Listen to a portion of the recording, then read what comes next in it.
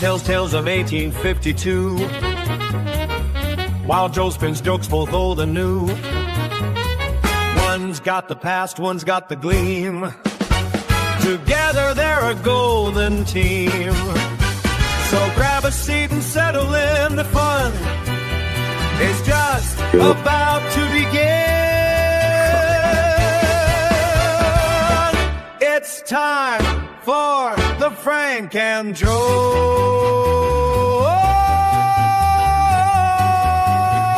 Show.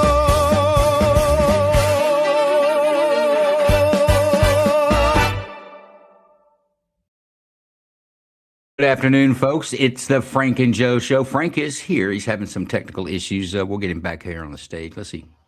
Well, we got Frank back. You with us, Frank? Yeah, everything's working now. Well, perfect. Just in time. The show just started. Okay. But we got a companion space going on X right now. It's right. My profile. I'm the host on it, folks. If you're listening and you want to join that, catch us in the space.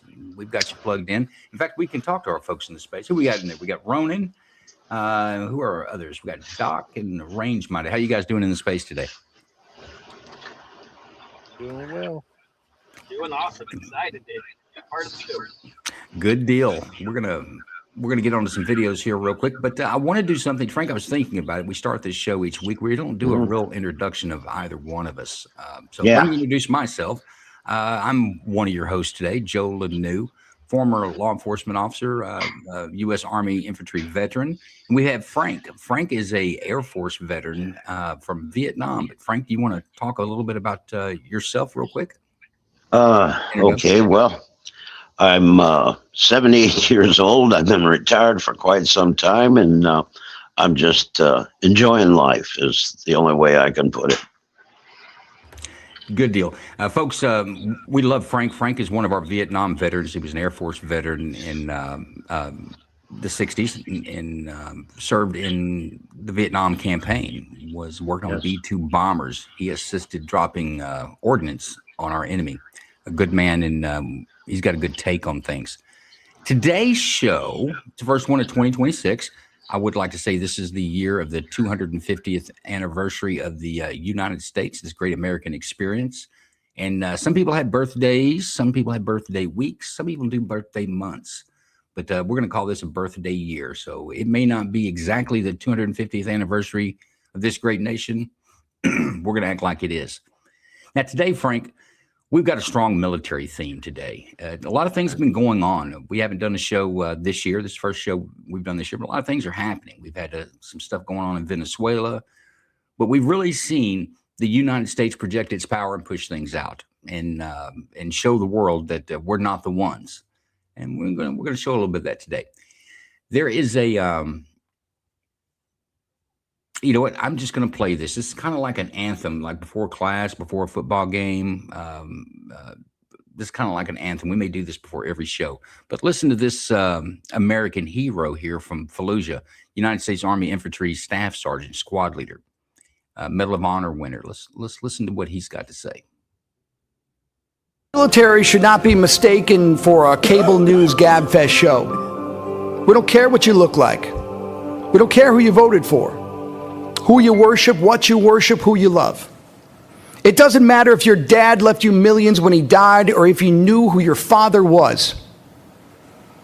We have been honed into a machine of lethal moving parts that you would be wise to avoid if you know what's good for you. We will not be intimidated. We will not back down. We've seen war. We don't want war. But if you want war with the United States of America, there's one thing I can promise you, so help me God. Someone else will raise your sons and daughters.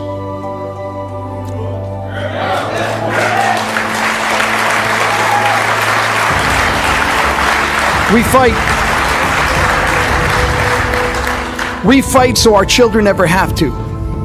We fight for one day when our children and our enemies' children can discuss their differences without fear or loathing. We fight so that anyone out there thinking about raising arms against our citizens or allies realize the futility of attrition against a disciplined, professional, and lethal force built to withstand anything you can dream of throwing at us. Americans want this kind of country. Americans want this kind of world, and we stand ready to defend it, to protect us. So help us God. May God bless this beautiful army. May God bless our Marine Corps, our Navy, our Air Force and Coast Guard. May God bless our allies. And we already know that God blessed America because he gave us the greatest fighting force this world has ever seen, 2-2 Infantry of the 1st Infantry Division. Thank you, Ramrods, Duty First, Dukes. Thank you very much.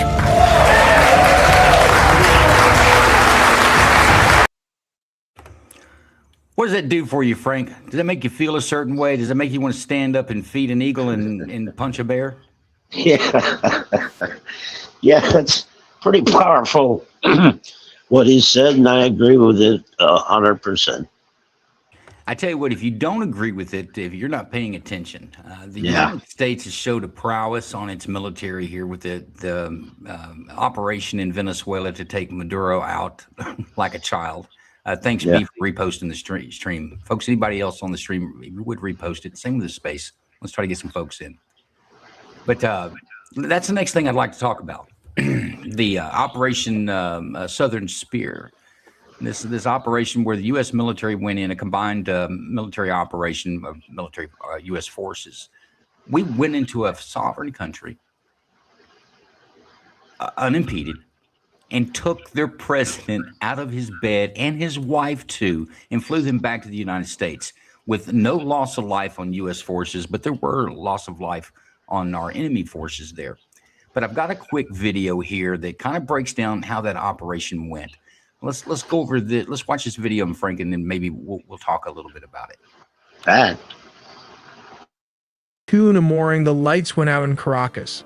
By 5 a.m., the president of Venezuela was gone. But how U.S. played a deception games. While the whole world were focused on the aircraft carriers in the Caribbean, a shadow war was being fought on the ground. This wasn't an invasion, it was a surgical extraction. We finally have the declassified timeline of how U.S. forces breached the heart of Caracas and extracted Nicolás Maduro. Let's start with step 1. The setup. This didn't happen overnight. For months, the U.S. had been tightening a naval quarantine around Venezuela.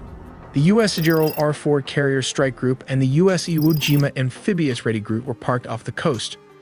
The pretext was clear. The U.S. designated the Venezuelan government a narco-terrorist state, specifically targeting the drugs lords. But while the Navy squeezed the coast, intelligence assets were tracking one man.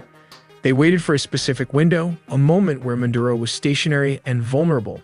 Step 2, the strike. It began at exactly 2 in the morning Venezuelan Standard Time. High above, several F-35 stealth fighters punch a hole through the enemy lines, destabilizing their anti-air defenses. Like these Russian S-300 missiles located all over the strategic high-value target. With the skies cleared, the path opens for Delta Force helicopters to fly straight towards the mission. Here comes the deception as the helicopters flew. The jets started firing with more strikes as it hit Fort Tuna, the main military base and command center, and La Carlota Air Base, destabilizing Venezuelan air support. Reports from the ground described widespread explosions and a sudden communications blackout. The chaos wasn't the goal, it was the cover. But how did the raid happen? We have to look at step 3. Under the cover of darkness and chaos, the Tier 1 operators went to work. But what is the exact unit tasked with the mission? It is the Delta Force, one of the most elite secretive special forces units in the U.S. military. Witnesses in Caracas reported low-flying aircraft skimming the rooftops, flying well below radar coverage. The team breached a secure compound believed to be a safe house within the massive Fort Tuna complex. Resistance from the Venezuelan Presidential Guard was swift but ultimately futile, as the helicopters lay cover fire. The operators moved with surgical speed, landing on multiple points. But how exactly the capture and extraction happened? For this, let's look at step 4. Specialized helicopters hovered over the objective to insert the assault team. While dozens of attack helicopters laid down suppression fire, the Delta Special Forces descended and started the search for the high-value targets. How did they find him? Simple. The CIA had planted spy inside Nicolás Maduro close circle. While back in the US, Delta Force built an exact replica of his safe house, rehearsing the raid until they could do it blindfolded. While operators breached the room so fast, his security could not even react to the situation as the sound of flash grenades disoriented the security guard. Using blowtorch, they caught him before he could even lock all the doors. Maduro's shock and awe froze him as Delta Force breached the compound. Nicholas Maduro and his wife, Celia Flores, were physically secured. This wasn't a negotiation. They were detained and immediately moved to the extraction point. These aircraft are capable of performing urban extractions from buildings and refueling in midair. Within minutes, they were airborne, leaving Venezuelan airspace and heading to a secure floating staging base in the Caribbean. This Operation Southern Spear has changed the geopolitical map of South America overnight. But wait before... So that's the Operation Southern Spear. Let me get everybody back where we're at. There we go. That's Operation Southern Spear, how that worked out. Kind of an amazing operation, wouldn't you say, Frank?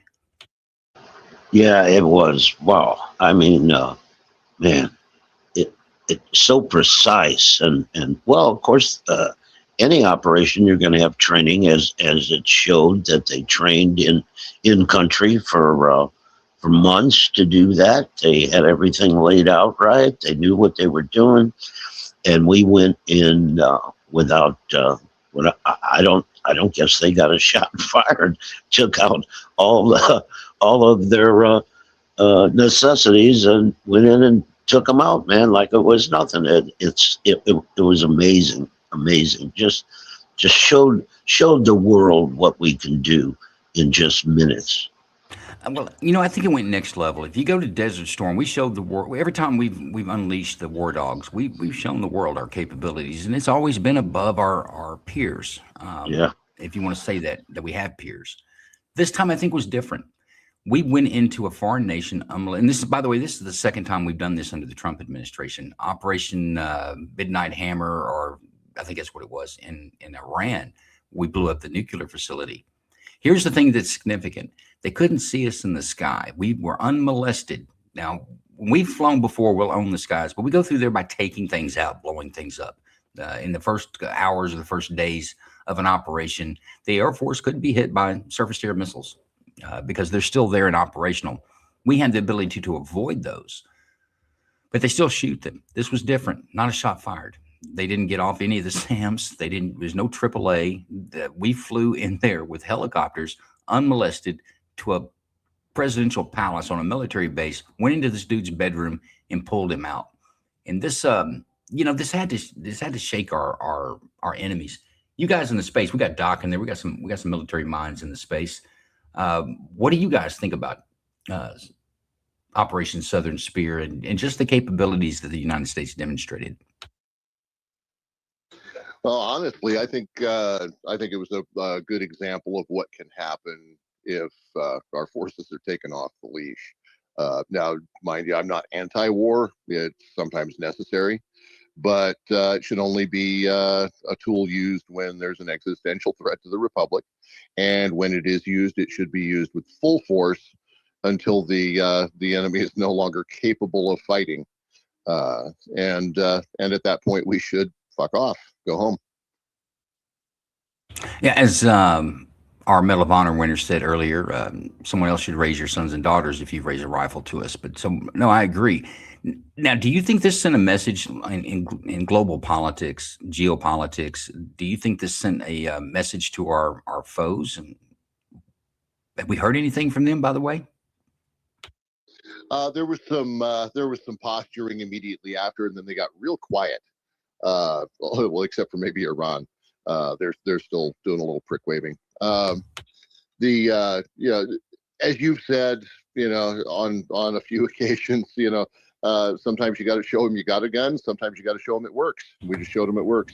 100%. Here's a little world feedback. There was a little bit like the day after, but after 2 days, you really didn't hear anything. But here's some recent comments from our enemies.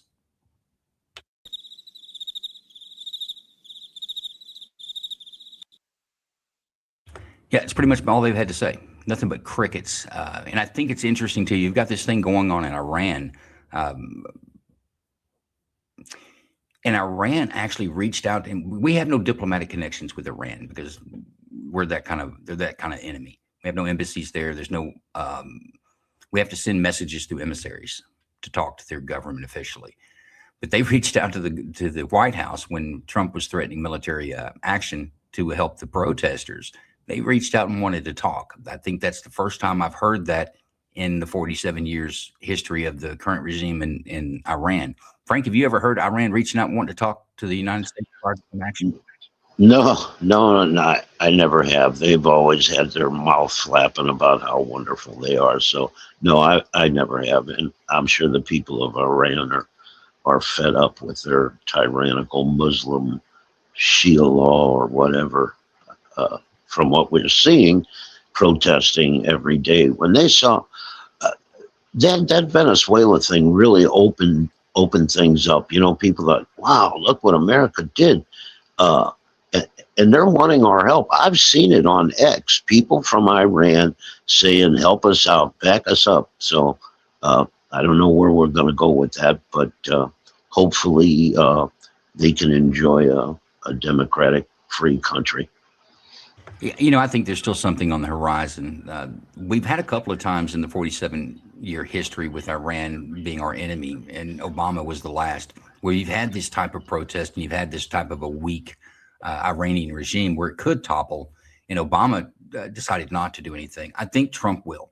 And he's kind of gotten quiet. Yesterday, he said, no, they're not executing. It looks like things have slowed down there. So he just got quiet, but he wasn't real committal. Now, if you remember before he did the Maduro thing, it looked like, yeah, he might do something next week, but poof, he did it tonight. So I'm kind of looking for something between now and maybe Sunday that you're going to see some sort of efforts in military action towards Iran to help weaken that regime. Yeah, that'd be a good thing. Of course, the Democrats will be against anything he does. If he cured cancer, they wouldn't believe that either. So, yeah. I hope to see that. It seems like the Iran people have had enough. They were a free people not all that long ago. Around the 70s, I guess. I can't remember when they took 79, I believe it was. Yeah. It was maybe 78. If it's 47 years, I guess it would be 78. Yeah, somewhere in that. Yeah, somewhere in that neighborhood. So. Yeah. What do you guys in the space think? Do you think that we will see some sort of action, and could we actually see this fall of the Ayatollah, this Islamic regime in Iran? Do you guys think so in the space? Honestly, go ahead, Doc. Yeah, just I'll be real brief. Didn't mean to step on you there, Ronan. I think there's a real possibility. There's also a real possibility to fuck it sideways, and that should be avoided. I think if we're going to provide support to Iran, it should come in the form of material support and maybe some air support, preferably through private sector third parties like Elon has already been providing some internet service since the government shut theirs down. Now, what do you think, though? I know I'm stepping in, but let me pause you for a second. Look at it this way. We demonstrated some things, and I've been paying attention to the little pieces that have been falling out of this Venezuela operation. Evidently, we've upped our game on cyber warfare. Do we think that something could be employed against the Iranian regime that could, essentially shut their functions down and make them a toppled government? Oh, absolutely. I'm just saying that as much as possible, it should be left up to the Iranian people. The more foreign interference there is on the ground, the less likely it's going to work out in our favor. Now, that's a good point. I do like the Trump administration's point. Y'all have heard me say this before. We have the power to go in and smash you like a hammer. There's no reason for us to sit around and see how you pick up. If you want to build your shit back and threaten us again, we'll come back and smash you again. So I like his point on that. I think we might see that in Iran. And Ronan, you wanted to say something? Yeah, no, I mean, I think Doc kind of hit it. I'm in agreement with Doc, and I think it would behoove us to let the Iranians deal with the situation. And again, like you said, if they need support, we can maybe do something from the back end, like just not dip our whole toe in the pool. You know what I mean?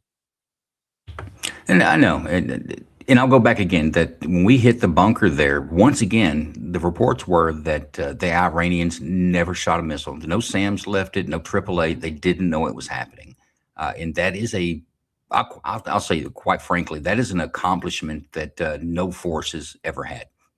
Even with stealth technology in the 90s and in the global war on terror, we still were not completely invisible, especially to some of the more sophisticated radar systems that the Soviet Union or Russia has put out, in China even. And these things they existed they were on the ground in Iran during that night hammer, and they were in Venezuela. We flew by them. They didn't light up. They were blind to the sky. So I think that's got to make you worry if you're a foreign state in an adversary to the United States. It's got to make you very concerned. So anyway, I think that good things on the horizon there. I'm interested to. First, I'm very proud of the military. I'm proud to be a veteran, and just because of this Venezuela operation, and I'm really looking forward to see what we can do in the future, and maybe see a toppling of the Iranian regime. Amen. But now we got some stuff going on in Minnesota, don't we, Frank? Oh man. Minnesota, little what is it? What do they call it? A little Somali, little Mogadishu. Yeah. Yeah, Mogadishu. That's it. Yeah. Oh my gosh, what? But we've what got a mess. We've got ICE that's doing massive operations, deporting folks that need to be deported, snatching them off the streets, mainly because Minnesota doesn't participate in the detainer system to where they can come and pick them up in jail. So it's kind of self-inflicted. But we've seen it change. We had a woman that was shot. She ran into drove towards an ICE agent, officer, if you will. He used deadly force, and it was effective deadly force. It killed her. But I noticed the day after, ICE changed their tune. Before, they would say, hey, don't follow us, get out of here. You had a lot of warnings. It seems like the warnings are over with, and they're getting into the FAFO. Let's take a look at this little smash up and see if we can enjoy some of these.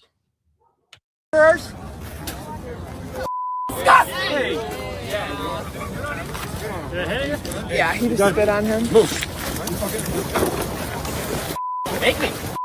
Get out of the way. Yeah, take me.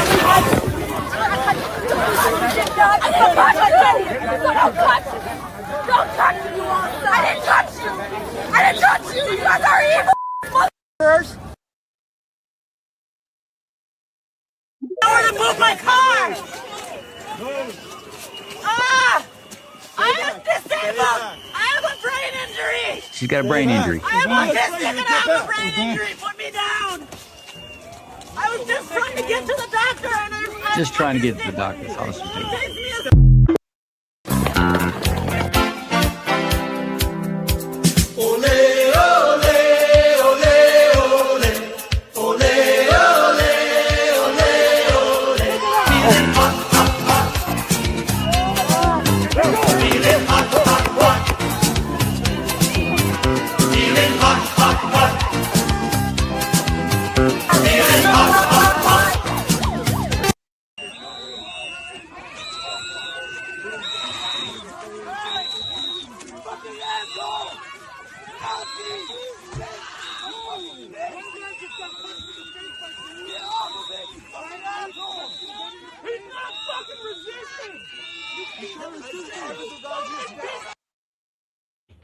How about that, Frank? Isn't that great stuff? Yeah. Yeah. I just enjoy every one of those clips. Well, I just can't. If they're not paid for protests, let's just take that out of it. Even though we know some of them are maybe a majority are. Regardless, how stupid can you be? It's beyond me. I can't comprehend what they're doing. It just there's no words other than stupid. I love the shock. I like the shock on their faces because they're standing there, they're beating on the window, calling them all kinds of names. When they get their hands from them, they're like, "Oh my God, what's happening?" I love the shock on their face when they get sprayed with pepper spray or when they get pounced to the ground and trampled. I just love it. I do too. And that gal, I got brain injury 5 minutes ago. 5 minutes before that, I remember that video. She's sitting in her car, and they told her you didn't block. She was actually blocking the road, and she got a little mouthy, and then that was the end of that. And then she starts screaming, "Oh no, I I'm on got the a way to the brain doctor. injury. I I'm was going to disabled." the doctor." She's so full of shit. You know, these fucking people, they just crack me up, man. And I here's don't know. here's the golden piece behind that. When you're arrested for interference in a federal investigation, it's a felony. Yeah, The heavy weight of the government's boot's going to be on their neck, and I promise yeah, you, they're not going to think it's such a good idea. They're yeah, going to rue the day that they did what they did, yeah. because they're getting pummeled now, and charges are coming their way. But Hmm. let's go to the space. Anybody in there have any? First off, we have any nose ring wearing folks in there that want to talk about how mean ICE was to these poor patriots who were just trying to save their neighbors?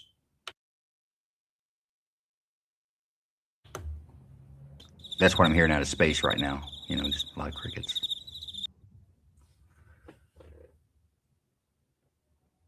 No, nobody wants to make a comment about beating up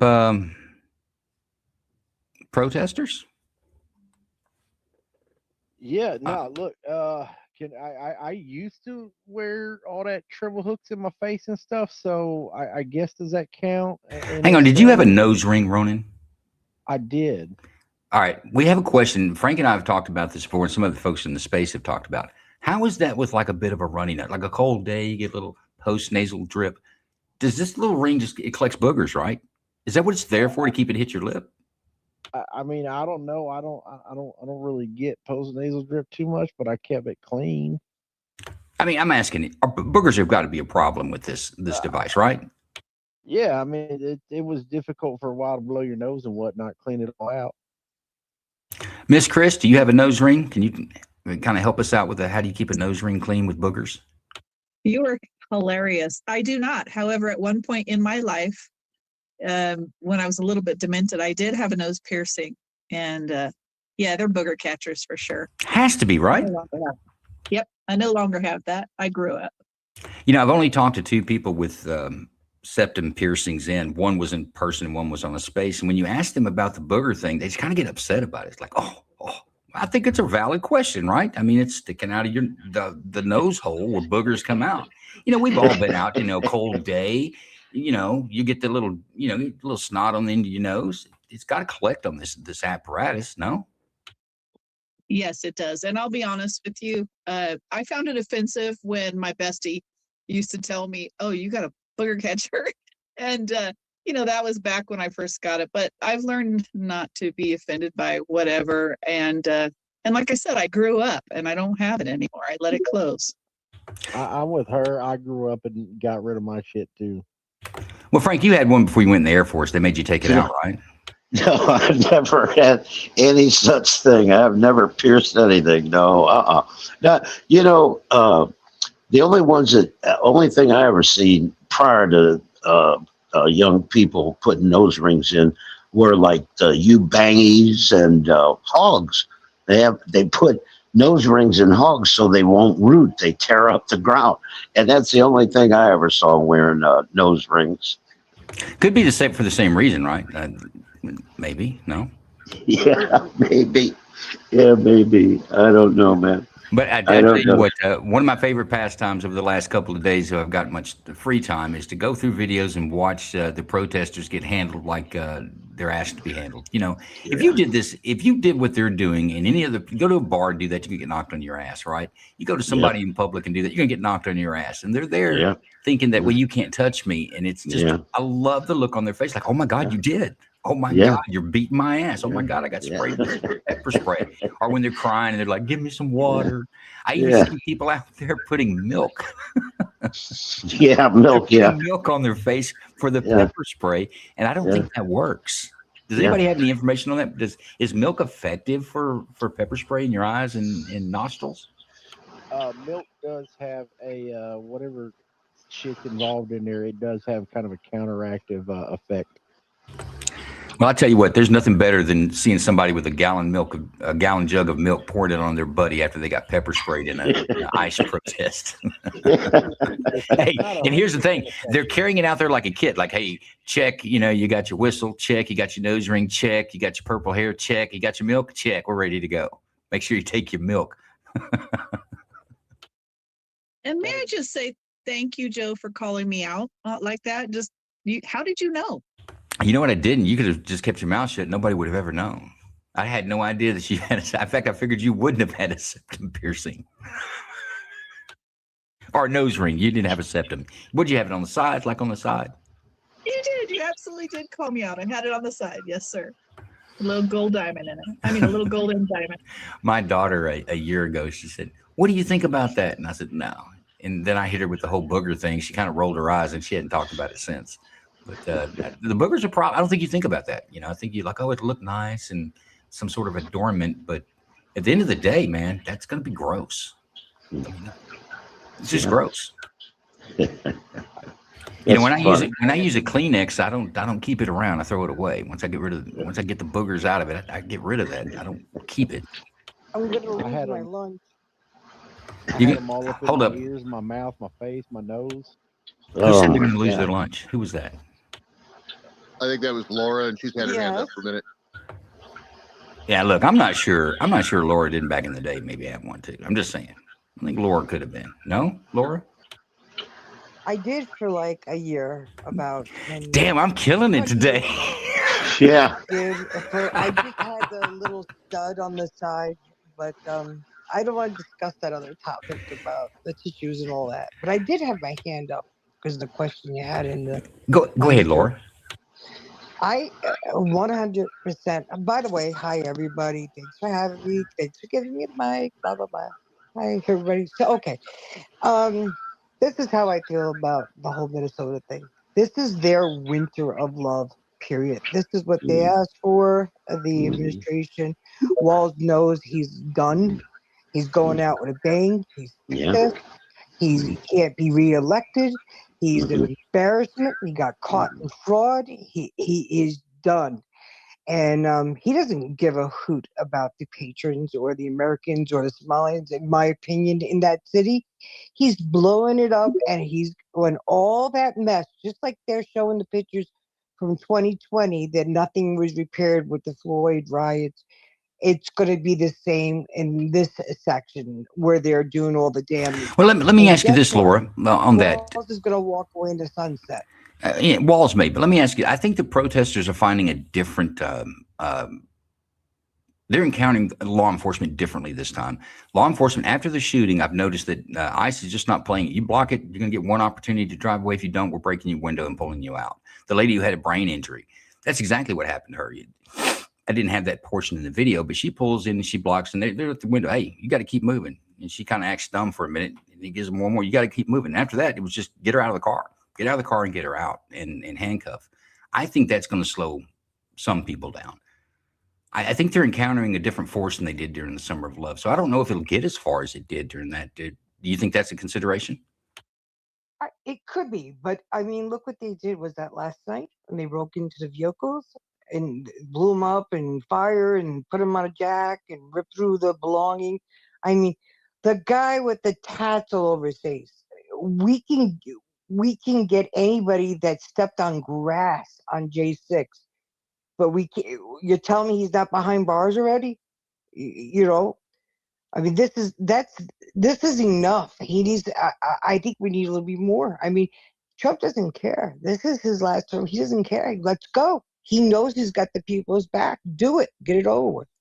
Well, I saw that too. I almost bet there would be an investigation. I think some of those guys might wish they hadn't have done what they did, destroying public property and the theft. That's a pretty serious crime on federal property. But it's going to be interesting to watch. I think it's going to fizzle out, personally. I don't think it's going to get to the Summer of Love. We've got a different DOJ. We've got a different administration. And I think they're handling it, in my opinion, the way these things probably should be handled. But I got some hands up, then I want to get to the next subject. Let's go to Moon. We hadn't heard from Moon. Welcome, Moon. Hey, everybody. I just wanted to say on that Summer of Love, that's my where I lived, where I lived at the time was in Seattle, and yeah, it was crazy. It was absolutely insane. I hope to God Minnesota doesn't get like that, but it seems like that's where they're headed. It seems like that we're going to see pretty soon they're going to take over a section of the town and they're going to lock out everybody and terrorize that section, just like they did in Seattle. And like with the mayor, with Jenkins, that our mayor that was the mayor at the time, it was crazy. She did nothing. She encouraged it. She went down there and she toured the, did a tour on camera, got photo ops, and it was just insane. She encouraged that whole damn thing. And that's what I see Minnesota doing. And it's just, I hope it doesn't get that bad, but I'm pretty sure it will. Yeah, Minnesota's got like 600 sworn officers. I don't know if they have the ability to stop if that were to occur, but I think we watch it. It's going to be interesting to see. I do like, personally, I like the way the federal law enforcement is responding. And I'm not. That's one thing. I'm not that Minnesota has. Seattle didn't have the federal input. But no, the DOJ during that time didn't really step up and do a whole lot. To be quite frank with you. No. But I just don't. And when it comes to them taking over areas, the DOJ's not. ICE doesn't have the authority to do that. They're there to enforce Title VIII. It would have to be local law enforcement. I just don't think they have it, nor I don't think they have a motivation to really keep the peace. So it's going to be interesting to see. I've heard some rumors about they're trying to impeach Walls and all this thing, but it's definitely like watching General Hospital when you turn on the news with Minnesota. Go ahead, Ronan. Yeah, so I partially agree with you, Joe, on this administration is certainly running a different show in regards to the way that ICE has been surging into places and a few other things. However, I would also say that after last night's events, from busting up cars and chasing out authorities, doing their job and so on and forth, and then you're looting documents on agents and individuals alike and stealing guns from feds and shit. Frankly, I think that this tuck tail and run business just emboldened them. I don't think it's going to slow down. I think it's going to get hotter. Well, we'll have to watch it. I'm not sure if that one incident last night's going to do that. I think those vehicles they'd had a shooting incident, and this takes a while, right? You can't just like shoot somebody and then roll out. You're there once that happens. Investigation begins. You got to secure the scene. So I think that, and there was Joe, I'm sorry. Go ahead. One incident. It was one incident that caused the 6 block jazz zone. We can talk about Washington if you want, but what your police did was sit on the side. They didn't try enforcement. They didn't try anything. Like, well, just let them piece it out and everything will be okay until like 3 people get killed, and then they finally went in. Law enforcement has always had the ability to go in and squash it. They just didn't do it there in Washington, and there's a distinct difference in what we're talking about here in Minnesota on the federal level. The feds didn't back down after the shooting. They stepped it up. They started arresting people. They started being a little more aggressive as they needed to be. What I'll say about last night is that if you get out, you get out on a foot pursuit and get into a shooting, you can't get back to your car because there's a bunch of people there. That car, you're not going to go back and get it. It could get destroyed. And I think that's what we saw last night. I don't know that we'll see that much more, but maybe so. We've got other subjects. That's what they did in Seattle. I got you. That's what they did in Seattle. Okay. I'd like to get to the next subject. Laura, you got your hand up. You've got one more thing to say about Minnesota. You can go ahead now before we move to the next subject. Yeah, thanks. Good point you had said, and you're right. I think last night was fueled by all the headlines, another shooting.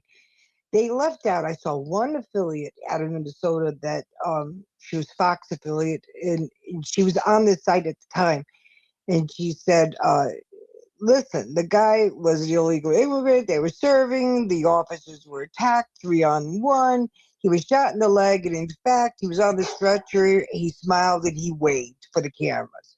But they all left that part out, and that fueled the rest. All the other headlines, another shooting, another shooting, another shooting, another shooting. That's all. Yeah, and the left and mainstream media, they're absolutely going to try to inflame it. But we've seen this before. We didn't really see it with the Summer of Love because it was mostly peaceful. But January 6th, oh my God, everything. It was the government's under attack. You know, the levers of power were in the hands of insurrectionists. You know, that's the way they ran with it. And I expect that's not going to change now. Hey, we've got Patriot Rob in here. Welcome, Patriot Rob. Before I go on to the next subject, 'cause it's not going to have anything to do with Minnesota. Do you have any comments about the Minnesotans? Yeah, I mean, so and when the next thing I say is not a flex by any stretch, Joe. But as far as the people that I've met on X, nobody has the lived experience with Antifa like I do, and my boys. There's no denying that from 16 to now, because we're celebrating our 10-year anniversary this year. Nobody has been in the streets fighting Antifa face to face like the Proud Boys have over the last 10 years. I can tell you from what I'm seeing right now, this is exactly how 17 started. This is exactly how the Summer of Love started, and it just kept escalating. Although what I'm seeing right now, and I faced off against these sons of bitches in DC multiple times, just recently, last week. In fact, there's plenty of video of me going after somebody while I was down there. In Providence, in Boston, like I've been all around New England and the East Coast, facing them off. This is, to me, the way the Summer of Love started. This is more violent right at the very beginning. And Summer of Love ramped up. Like Rochester, New York was an unmitigated shit show, Joe. I mean, it was as bad as you can, and most people don't even realize that, Rochester, New York is actually a thing. It's the most crime-ridden place in New York, and it's way upstate. It's right on the Canadian border. Rochester was a nightmare. I'm seeing shit that's going on in Minnesota now. They are emboldened in a way that I haven't seen them. Like, they burned cop cars, but they weren't breaking into federal police officers' cars. They had the Chaz and Chop out in Portland. Then they had all the BS in Washington. But they are emboldened in a way that I've never seen before. And unfortunately, I think it's going to get worse. Especially the rhetoric from like the mayors and the chiefs of police, and that chief of police, that lesbian black woman chief of police in Philadelphia.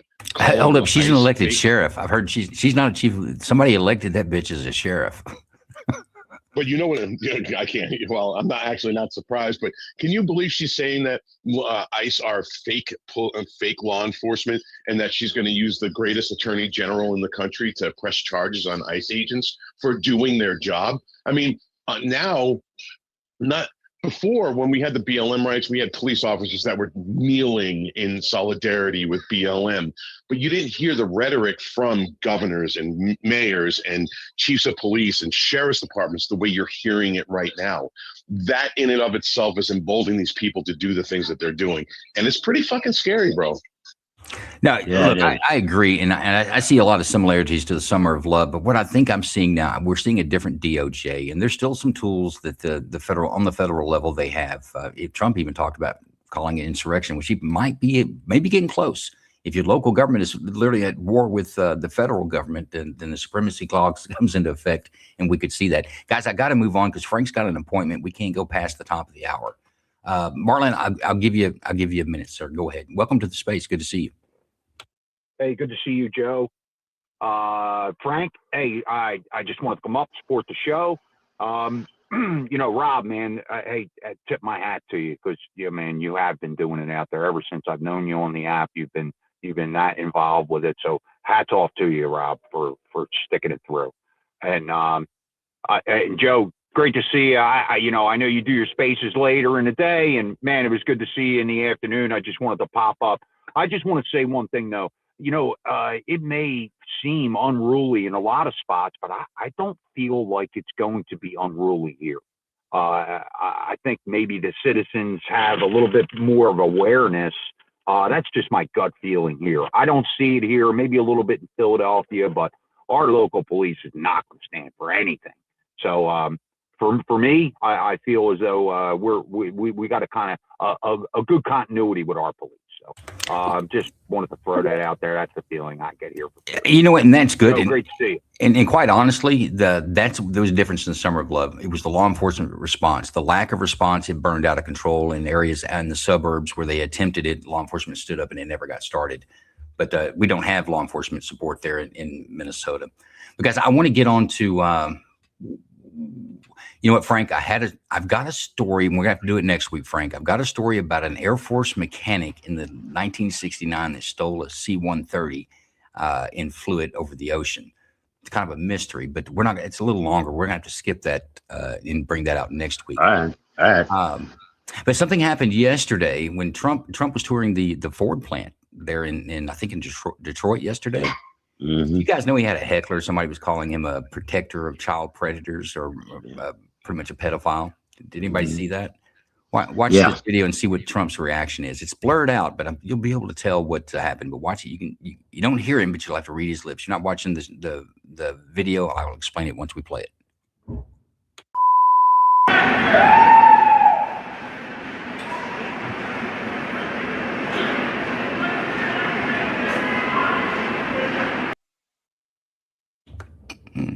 Why is that not playing? There it is.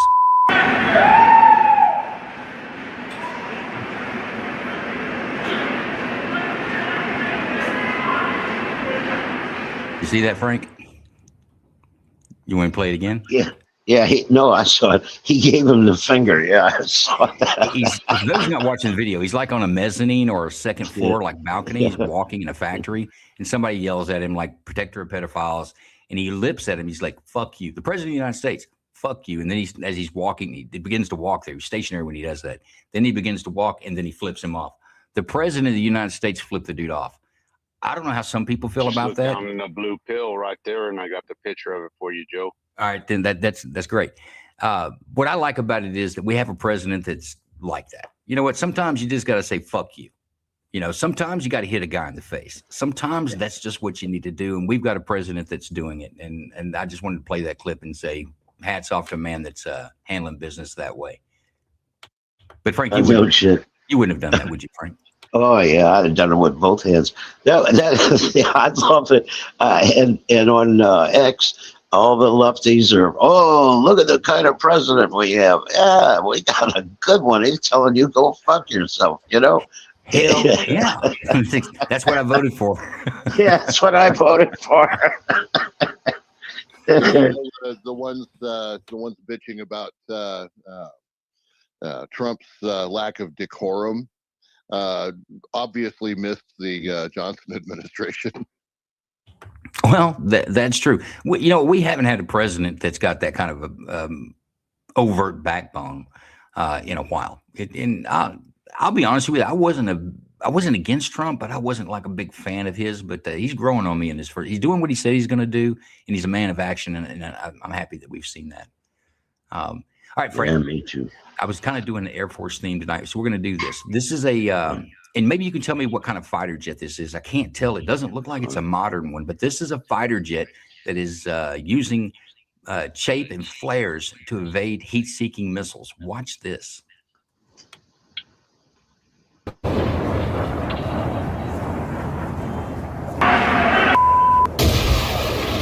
Wrong video. Oh, there we go.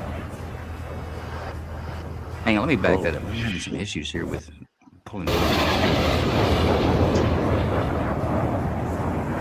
So he seemed to put out the flares, but that missile was on his ass.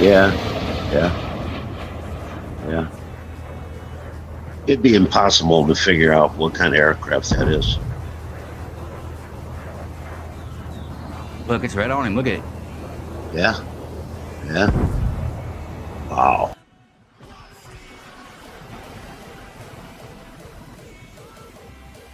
And what he's doing, he's dropping chafe and trying to stay out of the way. Yeah. Those have a range. When they get to the range, they detonate. When they start running out of fuel, they detonate. So he's literally running them out of gas. Yeah. Yeah. Look, you got two of them right there. Look at that. Yeah. It's awesome. You can't tell what kind of fighter that is? No, I can't. It's too small. I can't get a good look at it. A real airman would be able to tell me. No, you're full of shit. not at that fucking altitude. Yeah, real airmen in the space down there. He can tell me what kind of fighter that is. Yeah, they'd be full of shit too. So, no, there ain't no way you can tell with that kind of altitude. But it's crazy, recent. right? Yeah, it's awesome, man. We got some cool shit compared to my day. You know, the best thing we had in my day was F4, but it wasn't what we have today. The technology today is just unbelievable. So, yeah, that's what the Ayatollah said too. He's like, shit, Americans are just unbelievable. Can't even stop them. What do you think about Marco Rubio, Frank? I was never a big fan of him, but the guy's really come through. He has really come through. He's doing a good job. He's doing what he needs to do, and Trump has been praising him a lot. So yeah, he's doing good. Yeah, absolutely. He's literally the hardest working man in the administration. He is. He's got like 6 jobs. Remember on Labor Day, they said, "What are you gonna do for Labor?" He said, "Labor Day was for me because he has the most jobs in the administration." Yeah, he's been kicking ass. He's doing a good job. A lot of people are talking about Pence and Rubio, being a team after Trump's. I'm sorry. Did I say Pence? You did. You said Pence. I did. Holy shit! What's his fucking name? I can't remember. Huh? Damn it! I can't think of his fucking name. What's the vice president's name? Frank, you made me choke. Thank you. Did I? I'm sorry. Yeah. But I'll tell you what, I'm impressed with him the way he's handling the news media. He is a no bullshit kind of guy. In fact, it's a Rubio I hadn't seen before. But watch this little interaction with, I think this is a CBS reporter. But you'll see her face and you'll see him speaking. But watch her face towards the end. She is just getting it handed to her. The Trump administration decided to leave it intact and only arrest Nicolas Maduro and his wife, the person who controls the police, the chief thug, Cabello. He's the interior minister. He's been indicted by the United States. He was in that indictment the administration released. He's a narco-terrorist. There's a $25 million price on his head. He's still in place. The defense minister, who has deep ties to Russia, $15 million price on his head. He is still in place. I'm confused. Are they still wanted by the United States? Why didn't you arrest them if you are taking out the narco-terrorist regime? You're confused? I don't know why that's confusing to you. They're still in power. It's very simple. You're not going to go in and wrap up. But you can't go. You're going to go in and suck up 5 people. They're already complaining about this one operation. Imagine the howls we would have from everybody else if we actually had to go and stay there 4 days to capture 4 other people. We got the top priority. The number 1 person on the list was the guy who claimed to be the president of the country that he was not. And he was arrested along with his wife, who was also indicted. And that was a pretty sophisticated and frankly complicated operation. It was. It is not easy to land helicopters in the middle of the largest military base in the country. The guy lived on a military base. Land within 3 minutes, kick down his door, grab him, put him in handcuffs, read him his rights, put him in a helicopter, and leave the country without losing any American or any American assets. That's not an easy mission. And you're asking me, why didn't we do that in 5 other places at the same time? I mean, that's absurd. I do think this is one of the most, daring, complicated, sophisticated missions this country has carried out in a very long time. Tremendous credit to the U.S. military personnel who did it. It was unbelievable and tremendous success. And today, an indicted drug trafficker who was not the legitimate president of Venezuela, who we don't recognize, the Biden administration didn't recognize, 60-something countries don't recognize, the European Union doesn't recognize, and many countries in Latin America don't recognize. He was a indicted drug trafficker. He was arrested. His wife was arrested, also but the indicted, and they are now others who are also indicted are still system of courts. The others who.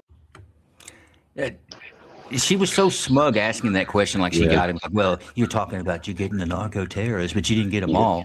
She looked like an idiot at the end of that. You wanted me to do this 5 more times? You're bitching about the first time we did it. You want me to do it 5 more times?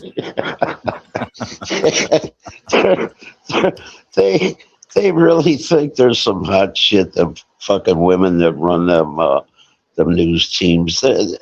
He shut her down, and she didn't know what to do from there. I mean, they're just idiots. They have no clue what it takes to do a mission like that. Yeah, between him and the Secretary of War Hegseth on these when they have these interviews, they are handing it to their ass. I mean, they're just making them look like fools, and I really like that. I want to get to. We got one more video to get to before we end, guys. We're going to have to end the live stream on the top of the hour. We'll keep the space going. I'll come in and we'll keep talking in there. But Frank's got an appointment that we can't go over, so we've got 6 minutes to get this going. Jeff, I got your hand up. I'll let you make some comments about Rubio. So it's quite suspicious that we knew that Nicolas Maduro was falsely put in as president. We knew their election was rigged, but we didn't know the election was rigged for us in 2020. It's just an interesting note, Joe. Yeah, no kidding. Yeah, that's true. There may be some connection there, and we might have to get into. There's a claim to be a Venezuela connection with voting machines. That once we start getting cooperation out of Venezuela, some of that stuff may come about and be. That's right. Yep. But which one do we want to do here? All right, we're gonna finish with this. Have you guys? Do you ever watch on the DHS account or the DHS website the videos that they've been putting out since Trump took office? Yes. Yeah, I have. Yeah, they're pretty cool, right? They're great. All right, check this out, and if you're law enforcement or military, see if this doesn't arouse you in a way. Watch this. Help me to decide. Help me make the most of freedom and of pleasure. Nothing ever lasts forever. Everybody wants to rule the world. There's a room where the light won't find you, holding hands while the walls come tumbling down. When they do, I'll be right behind you. So glad we've almost made it. So sad they had to fade it. Everybody wants to rule the world. Everybody wants to rule the world. Everybody wants to rule the world.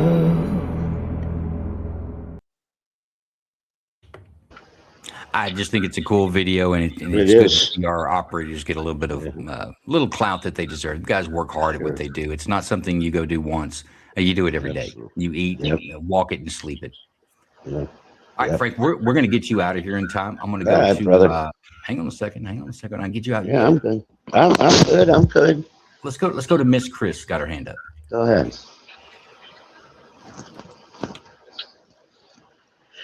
I don't. I was just saying, yeah, I like that. But hey, Frank, it's great to have you in here and hearing all of y'all. So I'm just listening. Thank you. All right, that's enough stroking, Frank. Hey, thank you. That's not what we're here for. Don't start no shit anyway. Joe start no shit. From his home health care nurse. That wasn't funny. Fucking asshole. Why you laughing? You keep me laughing, Joe, for all your bullshit. All right. Folks, we're gonna end the live stream here. Thanks for joining us. We're gonna start doing this again. We'll get back to doing it once a week with Frank. Frank's a busy man, so we got to find the right schedule. I think Thursday might be the day for the Frank and Joe show. But we appreciate it. You guys stick around in the space. I'll be in there with you in just a minute as soon as we get this thing ended up. Thanks, Frank, and you guys enjoy the rest of your day. Thanks, everybody. Oh, hang on. You guys in the space didn't hear me. I'm sorry. I made a mistake here. Hit the wrong button. We're going to end the stream with Frank and get that done, and then I'll join you guys in the space. We'll keep the conversation going. Thanks for spending the hour with us on the live stream, and we'll see you again next week or in the space in just a few minutes. Thanks a lot, everybody. Frank tells tales of 1852, while Joe spins jokes both old and new. One's got the past, one's got the gleam. Together they're a golden team. So grab a seat and settle in. The fun is just about to begin. It's time for the Frank and Joe